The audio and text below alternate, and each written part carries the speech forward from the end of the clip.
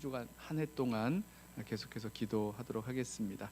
오늘 주시는 말씀, 첫 번째 말씀 보겠습니다. 고린도후서 5장 14절부터 17절까지 말씀 우리 찾으셔서 한 절씩 교독하겠습니다. 2 Corinthians chapter 5 verse 14 through 17 우리 찾으셔서 한 절씩 교독하겠습니다. 저는 한국말로 읽을게요. 편하신 언어로 읽으시면 되겠습니다. 고린도후서 5장 14절 제가 먼저 읽습니다. 그리스도의 사랑이 우리를 강권하시는도다. 우리가 생각하건대 한 사람이 모든 사람을 대신하여 죽었은즉 모든 사람이 죽은 것이라. 그가 모든 사람을 대신하여 죽으심은 살아있는 자들로 하여금 다시는 그들 자신을 위하여 살지 않고 오직 그들을 자신 대신하여 죽었다가 다시 살아나신 이를 위하여 살게 하려 함이라. 그러므로 우리가 이제부터는 어떤 사람도 육신을 따라 알지 아니하노라. 비록 우리가 그리스도도 육신을 따라 알았으나 이제부터는 그같이 알지 아니하노라. 그런즉 누구든지 그리스도 안에 있으면 새로운 피조물이라. 이전 것은 지나갔으니 보라 새 것이 되었도다. 아멘. 복음으로 새롭게 되는 예수님의 공동체, 이번 신년 특별 새벽 기도회 주제이자 올해 2024년 저희 교회 표어입니다. 한 해 동안 우리 연합교회 사역 가운데 그 복음에 집중하여서 우리 가운데 새롭게 복음의 감격이 살아나고 또 뜨겁게 복음의 능력을 경험하고 강렬하게 복음에 사로잡혀서 이 복음 사역을 감당하자, 이런 마음으로 정말 새롭게 뜨겁게 강렬한 그런 교회 공동체가 되려는 마음으로 이 주제를 정했습니다. 원래 이 교회 이번 2024년 표어를 정할 때 새롭게 뜨겁게 강렬하게 이렇게 표어를 할까 생각을 했는데 무엇 때문에 이렇게 새롭게 뜨겁게 강렬하게 되는가, 이걸 좀 분명하게 해야 되겠다라고 해서 좀 평이하게 복음으로 새롭게 되는 예수님의 공동체라고 이렇게 정해 보았습니다. 여러분, 복음은요 우리를 아주 새롭게 뜨겁게 강렬하게 변화시킵니다. 저는 우리 교회 공동체가 이렇게 복음으로 새롭게 되어야 할 이유가 있다고 생각을 해요. 복음이란 말을 듣고 누군가는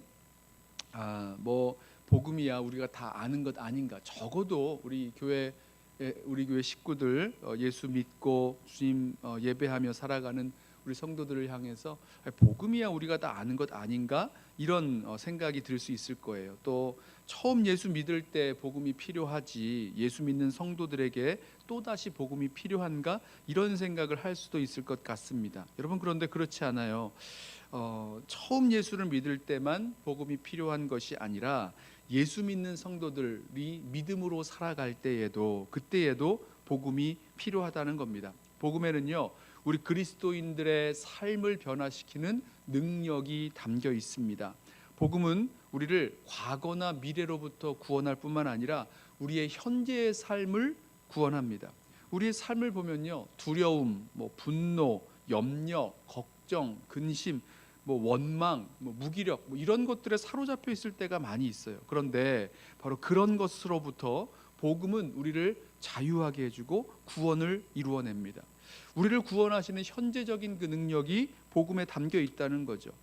제가 빌리 그레함 목사님으로 기억하는데요. 빌리 그레함 목사님이 그런 말씀을 하셨어요.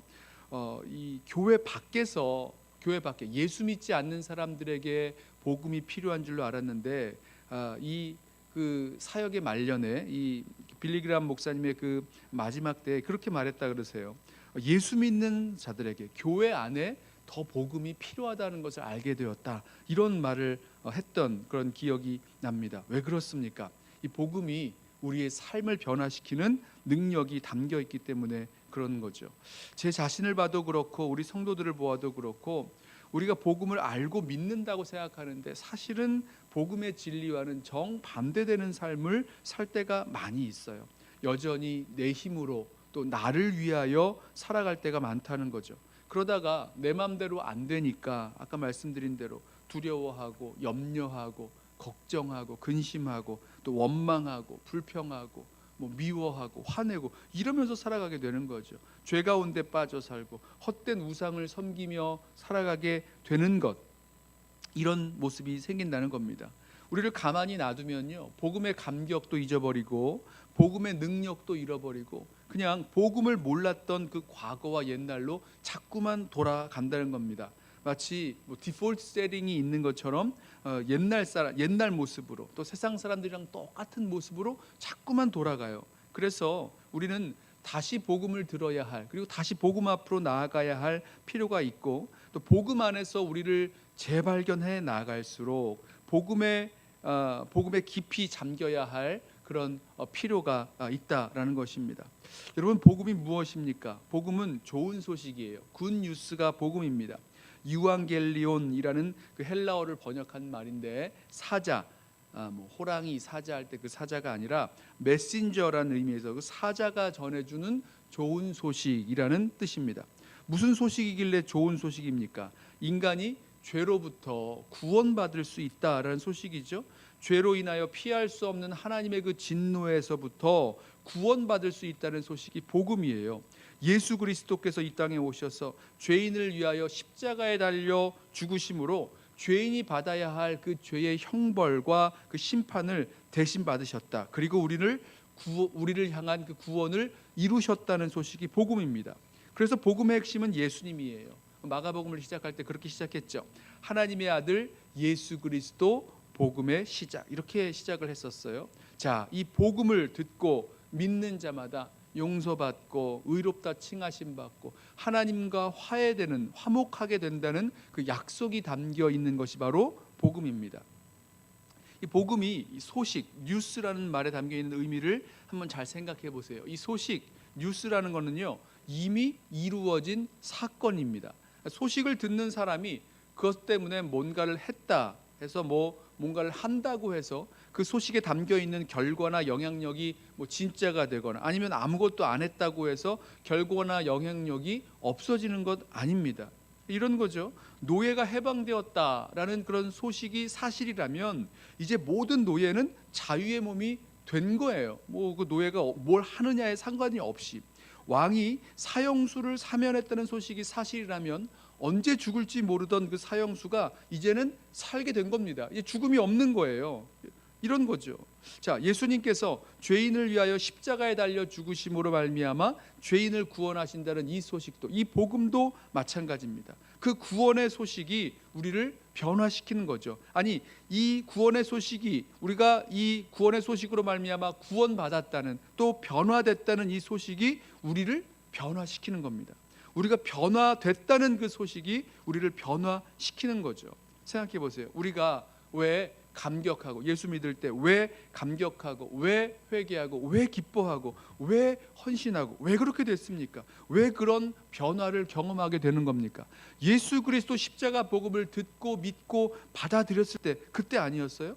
복음이 우리를 변화시키고 우리를 새롭게 하고 우리를 강렬하게 만드는 거죠. 우리를 열정으로 가득 채우고 주님께 헌신하게 만드는 것, 그것이 바로 복음의 능력이고 복음에 담겨 있는 약속입니다. 다른 게 아니었어요. 복음이 우리를 변화시킨다는 거죠. 오늘 본문을 보시면 사도 바울은 자신의 그 내적 동기, 자신의 그 모티브가 그리스도의 사랑 때문이라고 말합니다. 그러니까 복음 안에서 발견한 그리스도의 사랑이 그 삶의, 이 바울의 삶의 원동력을 새롭게 변화시켰다는 겁니다.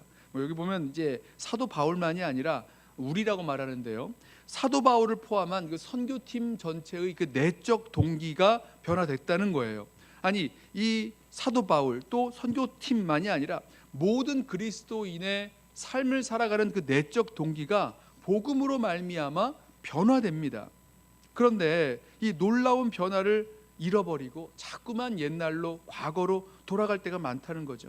아무것도 변화되지 않은 것처럼 살아갈 때가 많게 된다는 겁니다. 그래서 우리가 이 복음 안에서 우리 자신을 다시 발견하고 또 복음을 다시 발견하게 될 때, 그 복음에 깊이 잠겨 있을 때 계속해서 이 변화된 내적 동기를 가지고 살아갈 수 있다는 거죠.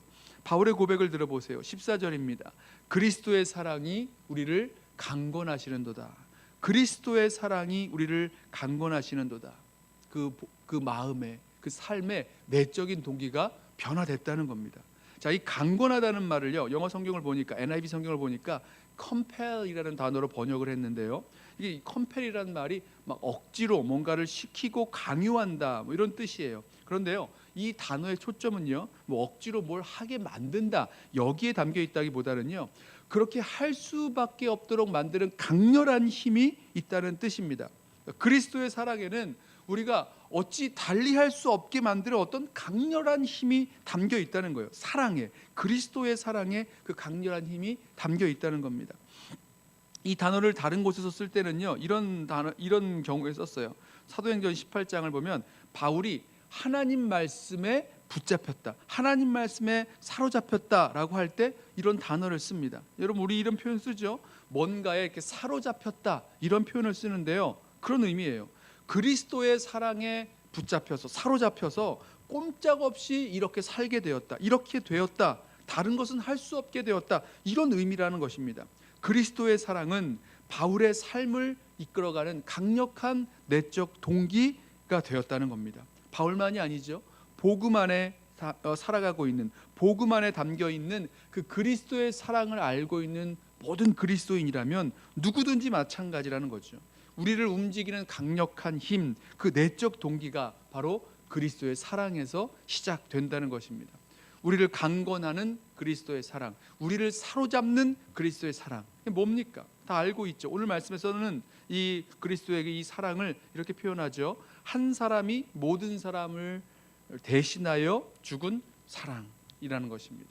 예수님께서 십자가에 달려 돌아가실 때 죄인된 우리를 위하여 대신 죽으신 사랑, 이것이 복음에 담겨 있잖아요. 15절도 반복해서 말씀하죠. 그가 모든 사람을 대신하여 죽으심. 자, 이것이 바로 우리를 강권하는, 우리를 사로잡는 그리스도의 사랑입니다. 이 그리스도의 강권하시는 사랑이 우리를 어떻게 변화시키십니까? 어떤 변화를 이끌어냅니까? 먼저는요, 자아의 죽음을 경험하게 해요. 14절 후반부를 보세요. 우리가 생각하건대 한 사람이 모든 사람을 대신하여 죽었은즉 모든 사람이 죽은 것이라 말씀합니다. 자아의 죽음, 그리스도께서 십자가에 달려 우리를 대신하여 죽으신 십자가에서 일어난 사건입니다. 이미 이루어진 사건이에요. 한 사람, 예수님이 모든 사람, 저와 여러분을 포함하는 그 죄인들을 위하여 대신 죽으셨기에 모든 사람이 죽은 것이다 라고 설명해요. 자, 예수님의 죽음은요, 이사야서 53장에서 말씀하고 있는 것처럼 모든 사람의 죄를 용서하기 위하여 대신 죽으신 겁니다. 우리 잘 알고 있는 말씀 있죠. 우리는 다 양 같아서 그릇 행하여 각기 제 길로 갔거늘 여호와께서는 우리의 죄악을 그에게 담당시키셨도다. 이사야서 53장 말씀이에요. 나의 의로운 종이 그들의 죄악을 친히 담당하리로다 말씀하고 있어요. 그렇기에 믿음으로 그리스도와 함께 연합한 자는요, 그리스도의 죽으심과 합해서 하나님의 심판을 받아서 십자가에서 죽습니다. 그리고 이 세상을 대하여서도 죽어요.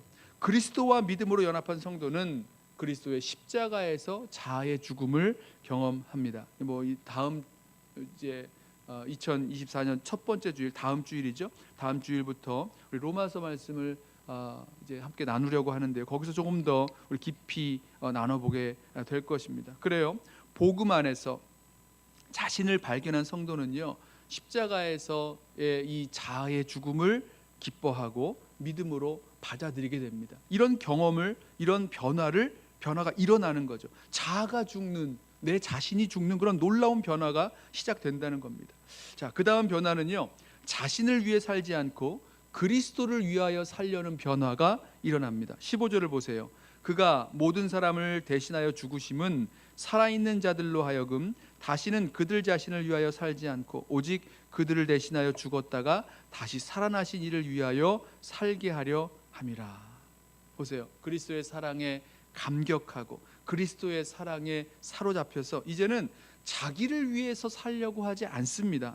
나를 사랑하사 나를 위하여 십자가에서 죽으신, 그리고 다시 사신 그 그리스도를 위하여 살게 된다는 거예요. 그래서 사도 바울이요, 오늘 고린도후서 말씀을 읽어보면 그 어려웠던 죽음의 위협을 무릅쓰고 그 모든 사역을 감당했어요. 힘에 겨운 고난을 받아서 살 소망까지 끊어지고 고통과 두려움과 오해와 비난과 비판과 핍박을 받으면서까지라도 그 모든 사역을 감당할 수 있게 됐다는 겁니다.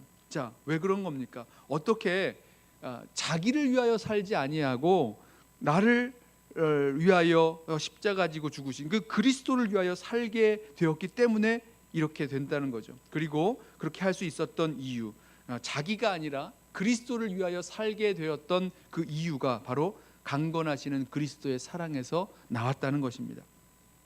바울의 고백대로 갈라디아서 2장 20절의 고백대로 이제 내가 육체 가운데 사는 것은 나를 사랑하사 나를 위하여 자기 몸을 버리신 하나님의 아들을 믿는 믿음 안에서 사는 것이다 라고 말하고 있는 그 고백과 같은 고백인 거죠. 그 변화가 일어난다는 것입니다. 그 결과 이전과는 전혀 다른 삶, 새로운 삶을 살아가요. 17절 말씀에 말씀하죠. 그런즉 누구든지 그리스도 안에 있으면 새로운 피조물이라 이전 것은 지나갔으니 보라 새 것이 되었도다.